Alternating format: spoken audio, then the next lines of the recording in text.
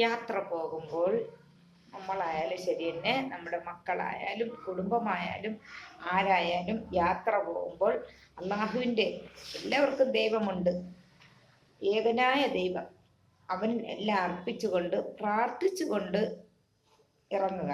അതിനു വേണ്ടിയുള്ള ദുആ ഞാൻ എൻ്റെ യൂട്യൂബിൽ ഇടുന്നതാണ്.